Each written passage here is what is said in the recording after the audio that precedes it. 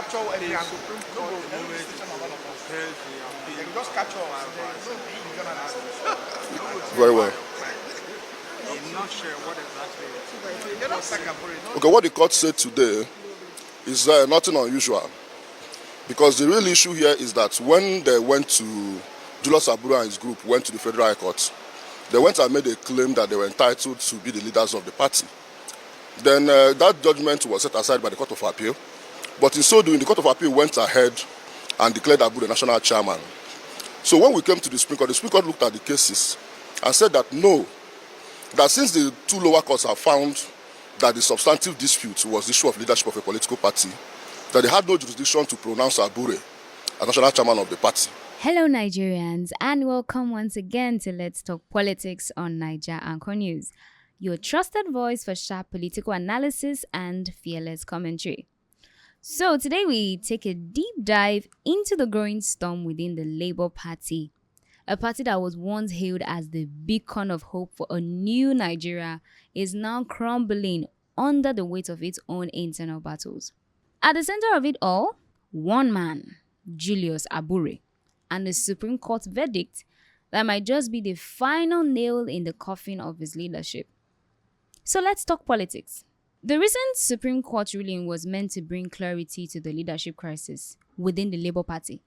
But instead, it sparked even more confusion and defiance. Senator Peter Obi, one of the party's most respected figures, has come out strong, declaring that Abure's tenure as the national chairman is over. Not up for debate, not a grey area, over, like over. The court advised the party to return to its internal constitution to resolve its leadership problems. But Abure is not stepping down. He insists the judgments favored him, twisting its meaning to hold on to power. But here's the burning question. When court rulings are left to personal interpretation, what then happens to the rule of law? Because the Labour Party right now looks like a political war zone. And here's what we are dealing with. The Abure faction clinging to power, the Lamidia Papa faction laying claim, the Nadi Usman camp making waves, and the NLC, the original founders, quietly pulling strings from the sidelines. So this is no longer a party, it's a political confusion chamber. And the true victims are the Nigerian people,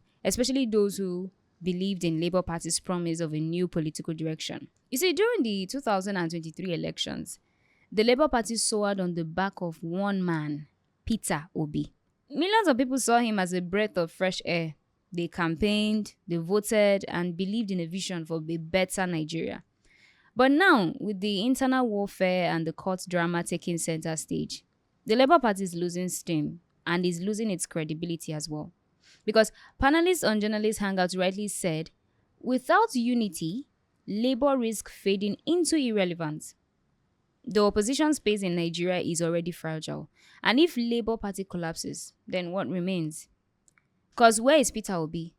Nigerians want action, not silence. There's a growing call from both party insiders and the public. Peter Obi must intervene. Peter Obi must intervene. People are asking, where is the man who galvanized a generation? Why isn't he taking the reins to stabilize his own political platform? Some believe he's playing it safe, waiting for the storm to blow over. But here is the truth.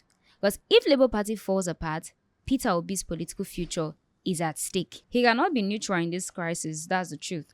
Because leadership means stepping up, especially when the house is on fire.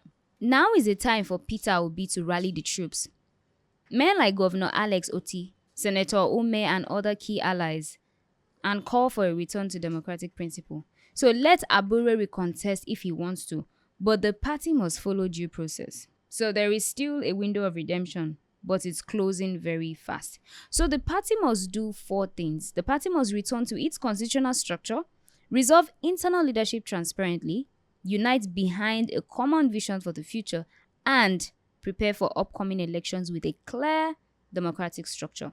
Because if it fails, it may go the way of other once promising Nigerian parties into oblivion. So Nigerians are tired of recycled leaders, tired of broken promises, tired of chaos. The Labour Party gave many a reason to hope. Now it's time for the party to prove that hope wasn't misplaced. The courts have spoken, the people are watching, and history will not be kind to those who chose ambition over justice or silence over leadership. So this is not just about Labour Party.